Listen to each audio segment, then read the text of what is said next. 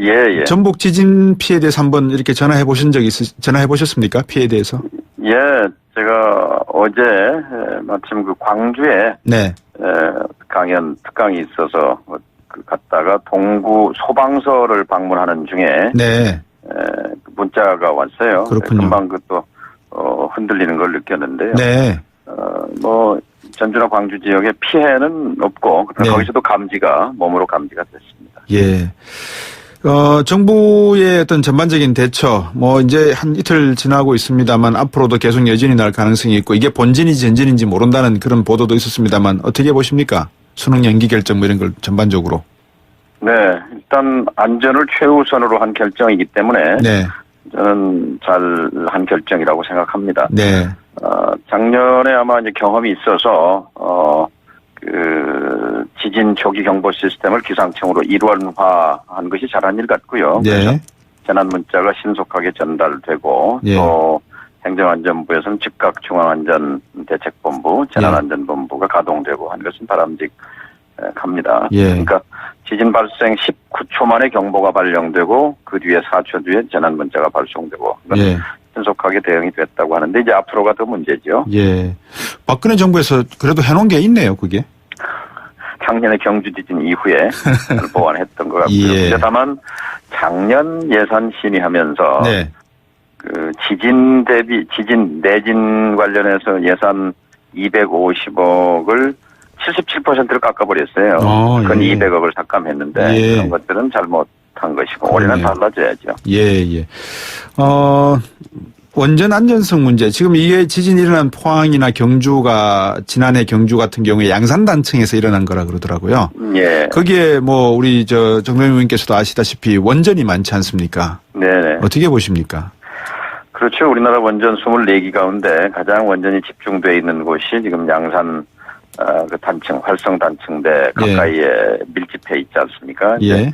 그래서 지진 예상 지역에 대한 전면적인 점검은 계속 최대한 하면 할수록 더 좋은 것이지요. 예. 그리고 돈이 들더라도 원전에 대한 그 안전성을 강화하는 것은 얼마든지 저는 국민 세금을 써야 한다고 생각합니다. 예. 이 원전과 함께 이제 지진에서 가장 노출되어 있는 게 철도, 교량, 네. 또 학교, 그렇지 않습니까? 네네. 네. 여기에 설계된 내진율이 40%밖에 안 되거든요. 지금 예. 2034년까지 100%로 올리겠다고 했는데, 예.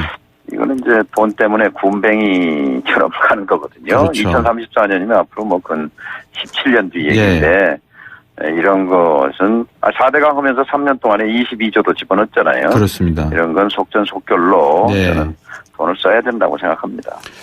역시 그 말씀하시는 걸 들어보니까 모르시는 부분이 없으시네요. 예? 아니 어제 원전 지진이 났으니까 좀 살펴봤습니다. 예. 방금 말씀해 주신 그런 내공이 사실은 지금 국민의당에 필요한 우리 정동영 의원이 아닌가 싶은데 지금 국민의당과 바른정당 통합 이야기가 나오고 있지 않습니까? 예. 오늘도 국민통합포럼에서 토론회가 열렸다고 하는데 그중에 참석한 사람이 의원이라고 하는데 인용문 열겠습니다. 햇볕 정책에 대한 찬반을 떠나서 권위주의든 보수든 역대 정권은 한반도 평화 유지와 관리를 위해 남북관계 개선과 협력을 추구했다. 적대적 대북 정책을 지향한 정권은 없었다. 인용문 닫습니다. 이런 이야기를 하면서 안보 정책에 있어서 지역주의 분야에서 공동분모 이렇게 좀 찾아내려고 하는 듯한 발언이 나왔다라고 하는데 안철수 쪽에서 말하는 이 의견 어떻게 들으셨습니까?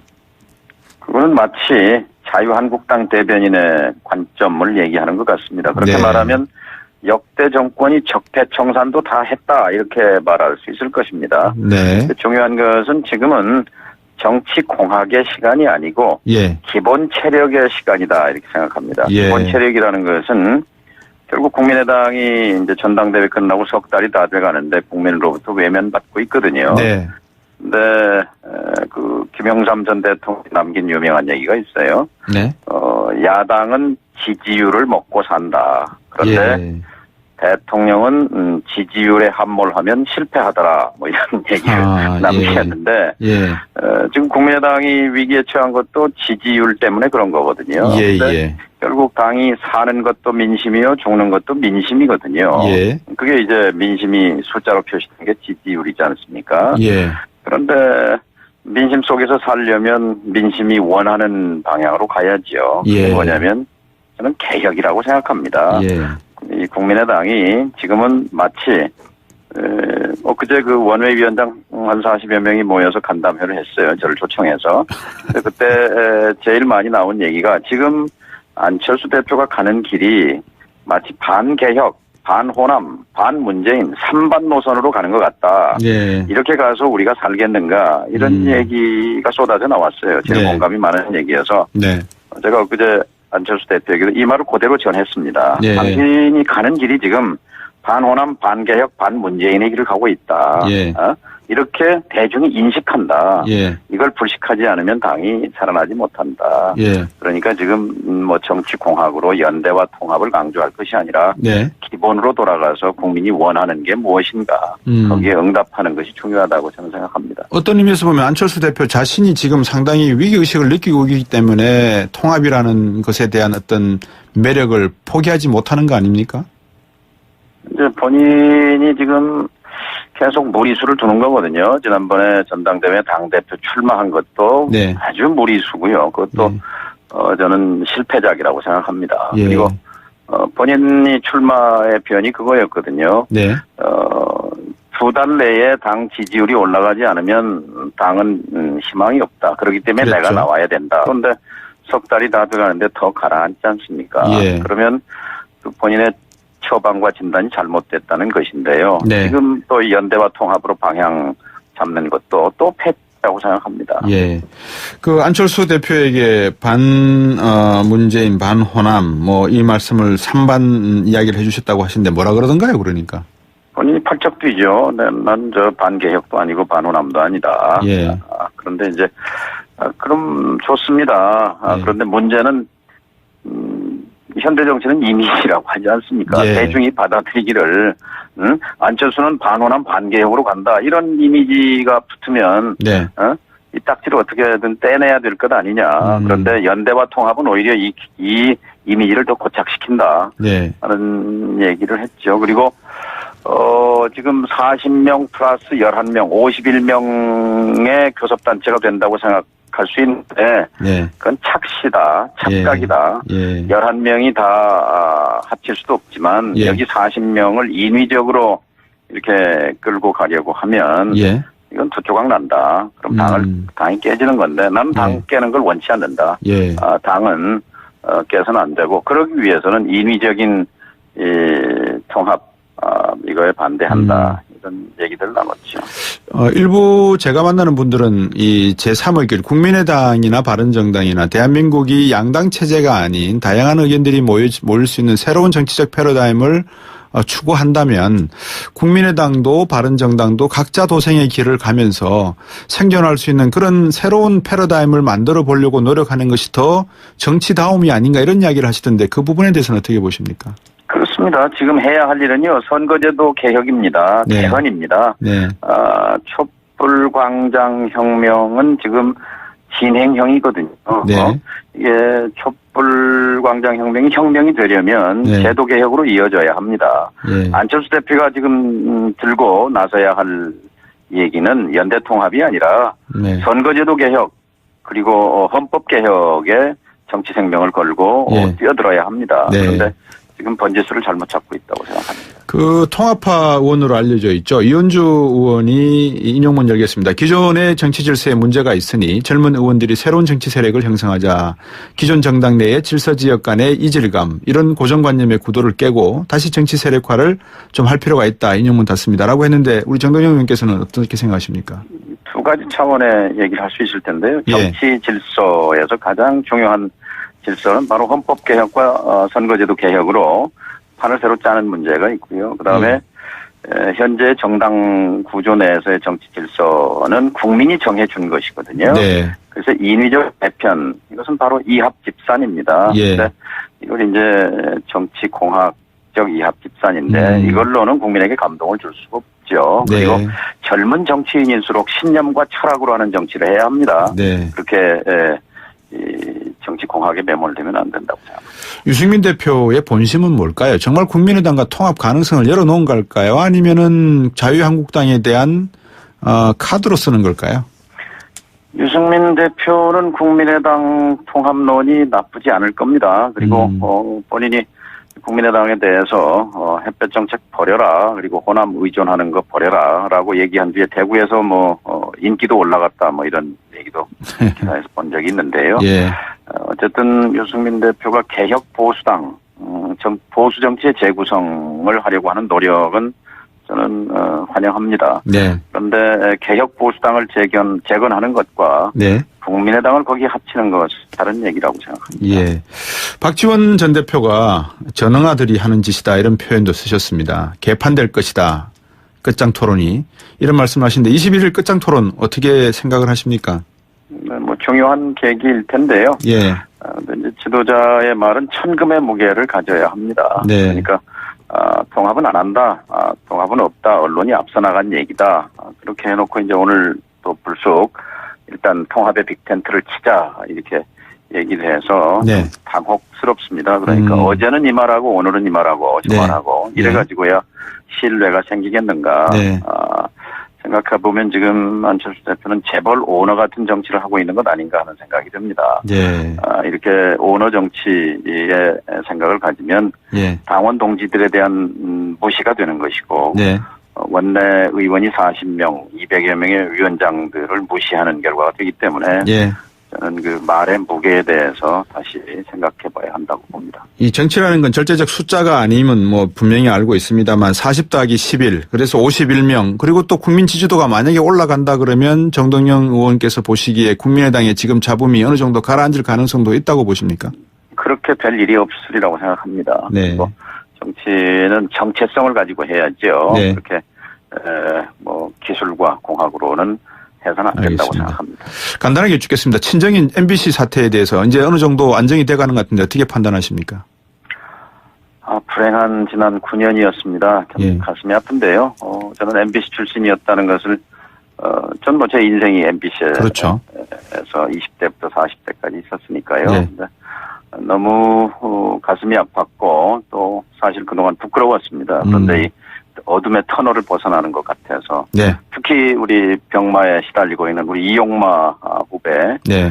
기자에게 그래도 뭔가 보람의 네. 희망의 빛을 전해주는 것 같은 참 기대를 걸고 있습니다. 예. MBC의 다시 네. 재생, MBC의 재구성이 필요하다고 생각합니다. 예. MBC의 사랑을 다시 한번 기대하면서 아무래도 21일 끝장 토론 때 정동연 의원이 갖고 계시는 안목, 정치인으로서 가지고 계시는 내공과 안목이 필요할 것 같습니다.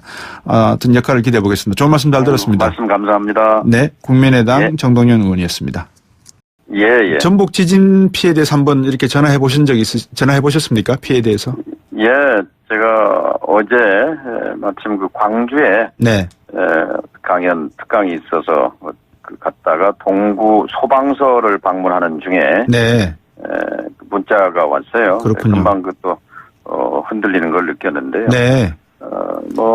전주나 광주 지역에 피해는 없고 네. 거기서도 몸으로 감지가 됐습니다. 예.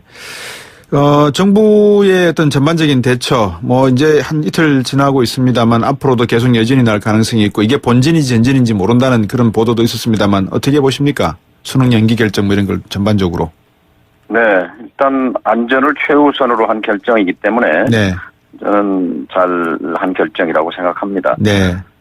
작년에 아마 이제 경험이 있어서, 지진 초기 역대 정권은 한반도 평화 유지와 관리를 위해 남북관계 개선과 협력을 추구했다. 적대적 대북 정책을 지향한 정권은 없었다. 인용문 닫습니다. 이런 이야기를 하면서 안보 정책에 있어서 지역주의 분야에서 공동분모 이렇게 좀 찾아내려고 하는 듯한 발언이 나왔다라고 하는데 안철수 쪽에서 말하는 이 의견 어떻게 들으셨습니까? 그거는 마치 자유한국당 대변인의 관점을 얘기하는 것 같습니다. 그렇게 네. 말하면 역대 정권이 적폐청산도 다 했다 이렇게 말할 수 있을 것입니다. 네. 중요한 것은 지금은 정치 공학의 시간이 아니고 예. 기본 체력의 시간이다 이렇게 생각합니다. 예. 기본 체력이라는 것은 결국 국민의당이 이제 전당대회 끝나고 석 달이 다 돼가는데 국민으로부터 외면받고 있거든요. 네. 근데 그 김영삼 전 대통령이 남긴 유명한 얘기가 있어요. 네. 야당은 지지율밖에 안 되거든요. 지금 예. 2034년까지 100%로 올리겠다고 했는데 예. 이거는 이제 돈 때문에 군뱅이처럼 가는 거거든요. 그렇죠. 2034년이면 앞으로 뭐 근 17년 뒤 얘기인데 이런 것은 4대강 하면서 3년 동안에 22조도 집어넣었잖아요. 그렇습니다. 이런 건 속전속결로 네. 저는 돈을 써야 된다고 생각합니다. 역시 그 말씀하시는 걸 들어보니까 모르시는 부분이 없으시네요. 예? 아니 어제 원전 예. 저 지진이 났으니까 좀 살펴봤어요. 예. 방금 말씀해 주신 그런 내공이 사실은 지금 국민의당에 필요한 우리 정동영 의원이 아닌가 싶은데 지금 국민의당과 바른정당 통합 이야기가 나오고 있지 않습니까? 예. 그 오늘도 뭐 국민통합포럼에서 토론회가 열렸다고 하는데 그중에 한 참석한 사람이 의원이라고 하는데 인용문 열겠습니다. 햇볕 정책에 대한 찬반을 떠나서 권위주의든 보수든 뭐 시스템을 기상청으로 일원화한 것이 잘한 일 같고요. 그래서 네. 재난 문자가 신속하게 전달되고 예. 또 행정안전부에서는 즉각 중앙안전대책본부, 재난안전본부가 가동되고 한 것은 바람직합니다. 예. 그러니까 지진 발생 19초 만에 경보가 발령되고 그 뒤에 4초 뒤에 재난 문자가 발송되고 예. 신속하게 대응이 됐다고 하는데 이제 앞으로가 더 문제죠. 예. 박근혜 정부에서 그래도 해놓은 게 있네요, 그게. 작년에 경주 지진 이후에 보완했던 것 같고요. 예. 다만 작년 예산 심의하면서 네. 그 지진 내진 관련해서 예산 250억을 77%를 깎아버렸어요. 그건 예. 200억을 삭감했는데 예. 그런 것들은 잘못한 것이고 올해는 달라져야죠. 예, 예. 원전 안전성 문제. 지금 이게 지진이 일어난 포항이나 경주가 지난해 경주 같은 경우에 양산단층에서 일어난 거라 그러더라고요. 예. 거기에 뭐 우리 정동영 의원께서도 아시다시피 원전이 많지 않습니까? 네네. 어떻게 보십니까? 그렇죠. 우리나라 원전 24기 가운데 가장 원전이 집중되어 있는 곳이 지금 양산 그 단층, 활성 단층대 가까이에 밀집해 있지 않습니까? 예.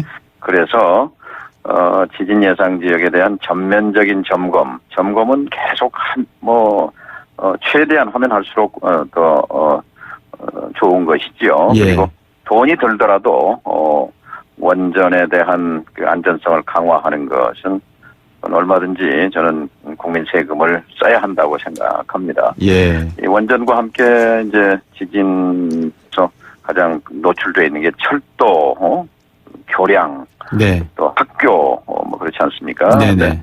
여기에 설계된 내진율이 40%